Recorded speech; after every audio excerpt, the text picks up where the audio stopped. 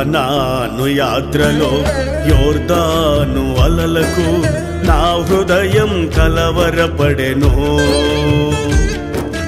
కానాను యాత్రలో యోర్దాను అలలకు నా హృదయం కలవరపడెను. మందసమైన నా దేవుడా నాతోనే ఉన్నావయ్యా. మందసమైన నా దేవుడా నాతోనే ఉన్నావయ్యా. పగలు మేఘ స్తంభమై రాత్రి అగ్ని స్తంభమై, పగలు మేఘ స్తంభమై రాత్రి అగ్ని స్తంభమై నన్ను కాచితివయ్యా.